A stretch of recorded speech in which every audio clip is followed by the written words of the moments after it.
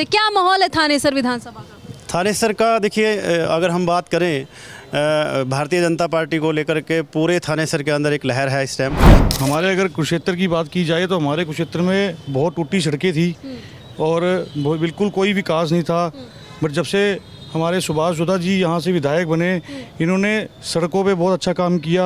हमारे यहाँ पे सिविल हॉस्पिटल है, वो 50 बेड का टूटा हुआ हॉस्पिटल होता था, अब विदेशी 100 बेड का हॉस्पिटल है और 100 बेड का और बनने जा रहा है। पूरे बीजेपी की जहाँ तक बात है कि मोदी जी जन जन के नहीं पूरी जनता के प्यारे हैं। और राहुल गांधी के बारे में क्या बोलना है? राहुल गांधी के बारे में हम हमारे से क्यों बुलवाओ? नहीं, क्यों, वो भी तो बोलेंगे। वो एक उनके अंदर नेता के दरअसल गुण ही नहीं है। अब देखो अमेरिका में बैठ के वो इतने बड़े लीडर बनते हैं, इतने राहुल गांधी को पसंद नहीं करते? ना, बिल्कुल नहीं पसंद करते। तो आप पसंद किसको करते हैं? पसंद मोदी जी को। पूरे एशिया का सबसे बड़ा तालाब है ब्रह्म सरोवर, उसमें आज चलता पानी है। सड़कें, आप सड़कों पर देखेंगे रात को जगमग लाइट। यहाँ 50 डिग्री तापमान में भी 24 घंटे बिजली रही है, 1 सेकंड के लिए बिजली नहीं गई। आप अभी कह रहे थे कि आपको राहुल गांधी पसंद है, मेरे को बहुत पसंद है क्योंकि वो एक बहुत अच्छे कॉमेडियन है और वो जनता को हमारे मन लगा के रखते हैं और हमें बड़ा मज़ा आता है। तो हम, मेरे को वो बहुत पसंद है, यूथ को वो बहुत पसंद है। कांग्रेस की कितनी सीट आएगी? कांग्रेस की सीट आएंगी, 20 सीट आएंगी। क्या लगा हरियाणा में कितनी सीट आ रही है इस बार बीजेपी की? 60 या 70 सीट। 60 से 70 सीट आएगी। हाँ। अच्छा, देखिए, लोग कहते हैं कि हमारे नेता कैसे हो, राहुल गांधी जैसे हो, और लोग कहते हैं कि राहुल गांधी आने वाला भविष्य है। उनके पार्टी के लोग कहते हैं, उनके समर्थक कहते हैं कांग्रेस। देखो, वो उनको लग रहा है, लेकिन हमारे लिए, हमारे यूथ के लिए तो वो एक पूरे कॉमेडियन है और जिस तरह से जुल्म और वो चुटकुले सुनाते हैं, युवाओं को बहुत पसंद आते हैं। ना पक्ष ना विपक्ष, सिर्फ सच। देखिए, हरियाणा विधानसभा चुनाव आने वाला है और कुछ ही दिन रह गए हैं। इसी बीच हम लोग मौजूद हैं हरियाणा के कुरुक्षेत्र जिले के थानेसर विधानसभा में। आपको बता दें कि इस विधानसभा को लेकर के लोगों में उत्साह काफ़ी नज़र आ रहा है। इसी बीच कुछ लोग यहीं के मौजूद हैं, इनसे बात करने की कोशिश करेंगे। आखिर इन लोग का मूड क्या कह रहा है, ये लोग किसको चुनने के लिए इस बार तैयार है? पहला सवाल आपसे, क्या माहौल है थानेसर विधानसभा का? थानेसर का देखिए, अगर हम बात करें भारतीय जनता पार्टी को लेकर के पूरे थानेसर के अंदर एक लहर है इस टाइम। कारण उसका यही रहता है कि हमारे एक तो स्थानीय जो विधायक हैं, उनका जो काम करने का अपना एक तरीका है, काम करने का अपना एक रुझान है, काम करने का अपना एक ईमानदारी से काम कर रहे हैं। वो किसी भी बिना भेदभाव के, बिना पक्षपात के यहाँ पर कार्य हो रहा है। सड़कें हों, गलियाँ हों, या चाहे किसी भी तरह का कार्य हो, इनको इनसे भी ऊपर उठ करके यहाँ पर एक बहुत बड़ा हमारी एक समस्या थी शहर की, एलिवेटेड ट्रैक, यानी 5 बड़े बड़े फाटक थे, जिसे हमारा जो शहर था वो 2 भागों में बटा हुआ था।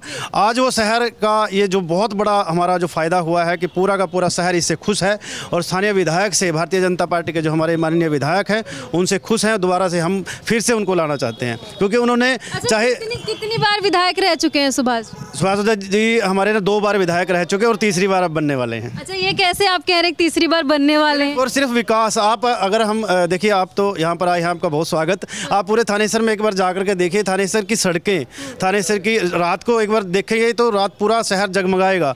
यहाँ पर अगर, वैसे तो ये धार्मिक राजधानी है, धार्मिक राजधानी के नाते हमारे जो पूरे एशिया का सबसे बड़ा तालाब है ब्रह्म सरोवर, उसमें आज चलता पानी है। सड़कें, आप सड़कों पर देखेंगे रात को जगमग लाइट। यहाँ 50 डिग्री तापमान में भी 24 घंटे बिजली रही है, 1 सेकंड के लिए बिजली नहीं गई। तो आप कह रहे हैं कि सुभाष जी ही इस बार जीत रहे हैं, लेकिन और भी जो पार्टियों के कैंडिडेट हैं वो भी लगातार उतनी ही मेहनत कर रहे हैं और ये उम्मीद लगा रहे हैं कि इस बार शायद बीजेपी वालों को टक्कर दे पाए। ऐसा है, यूं तो हर एक उम्मीदवार अपने बारे में कहेगा, लेकिन काम बोलता है। सुभाष सुधा जी ने जो पिछले 10 वर्षों में और विशेषकर पूरे हरियाणा में जो 3-4 महीने को मंत्री बन के मिले हैं, इन्होंने अपना नाम किया है। और नाम कब होता है? काम के साथ होता है। जनता उनके साथ है। हर कैंडिडेट जीत के सोता है, जो आज़ाद है, उन जिनको 1200 वोटर हैं वो भी जीत के सोता है। लेकिन सुभाष सुधा जी की कार्यशैली पर हमें इतना भरोसा है कि वो दोबारा बहुत बड़े मार्जिन से जीतेंगे और कैबिनेट मिनिस्टर बनेंगे। मैं पूरे बीजेपी की बात कर रही हूँ, पूरे बीजेपी की सीट। पूरे बीजेपी की जहाँ तक बात है कि मोदी जी जन जन के नहीं पूरी जनता के प्यारे हैं। और राहुल गांधी के बारे में क्या बोलना है? राहुल गांधी के बारे में हम हमारे से क्यों बुलवाओ? नहीं, क्यों, वो भी तो बोलेंगे। वो एक नहीं, कुछ नहीं है। आप बोलना चाहेंगे? उनको कोई बोलने की वो नहीं है, उनके अंदर नेता के दरअसल गुण ही नहीं है।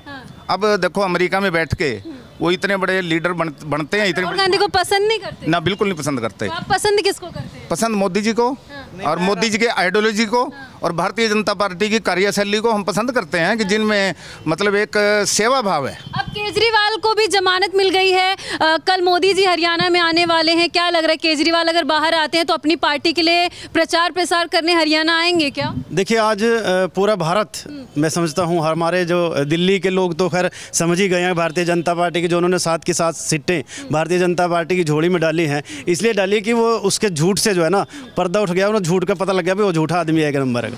तो क्या लग रहा है हरियाणा में कितनी सीट आ रही है इस बार बीजेपी की? 60 या 70 सीट। 60 से 70 सीट आएगी? हाँ। अच्छा, देखिए ये भाई साहब कह रहे हैं 60 से 70 सीट आएगी, 90 में से। मैं राहुल गांधी पर आती हूँ। राहुल गांधी लगातार कोशिश में है कि जनता उस पर भरोसा करे। आप अभी कह रहे थे कि आपको राहुल गांधी पसंद है, मेरे को बहुत पसंद है क्योंकि वो एक बहुत अच्छे कॉमेडियन है और वो जनता को हमारे मन लगा के रखते हैं और हमें बड़ा मज़ा आता है। तो हम मेरे को वो बहुत पसंद है, यूथ को वो बहुत पसंद। पार्टी के लोग कहते हैं कि हमारे नेता कैसे हो, राहुल गांधी जैसे हो, और लोग कहते हैं कि राहुल गांधी आने वाला भविष्य है। उनके पार्टी के लोग कहते हैं, उनके समर्थक कहते हैं कांग्रेस। देखो वो उनको लग रहा है, लेकिन हमारे लिए, हमारे यूथ के लिए तो वो एक पूरे कॉमेडियन है और जिस तरह से जुल्म और वो चुटकुले सुनाते हैं, युवाओं को बहुत पसंद आते हैं। तो पिछले 10 सालों में आप कह रहे सुभाष सुधा जी 2 बार रहे हैं विधायक, इस बार फिर से प्रत्याशी हैं बीजेपी के। क्या लग रहा है इस बार कांग्रेस कैंडिडेट अशोक अरोड़ा को टक्कर दे पाएंगे? बिल्कुल दे पाएंगे और मैं सिर्फ कुरुक्षेत्र की जनता से भी यही विनती है कि वो विकास के कार्यों पे वोट डाले। जैसे हमारे पीपली से 3rd गेट की रोड बनी, रेलवे रोड बनी, और जो एजुकेशन सिस्टम पे, स्पोर्ट्स के उन्होंने हर वर्ग पे काम किया है। स्पोर्ट्स में हमारा यहाँ पे स्टेडियम है, उसके अंदर एलिवेटेड वो लगाया है, कॉलेज यहाँ पे बन रहे हैं, नर्सिंग का कॉलेज बना है, महिला कॉलेज बनने जा रहे हैं। क्षेत्र में या फिर हरियाणा में कह सकते हैं कि बीजेपी ने विकास भी किया और जो युवाओं के लिए सबसे बड़ी बात थी वो बिना खर्ची और बिना पर्ची के यहाँ पे भर्तियाँ हुई हैं।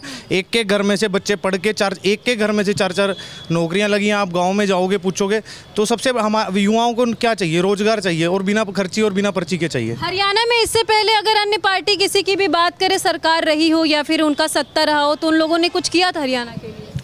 हमारे अगर कुरुक्षेत्र की बात की जाए तो हमारे कुरुक्षेत्र में बहुत टूटी सड़कें थी और बिल्कुल कोई विकास नहीं था।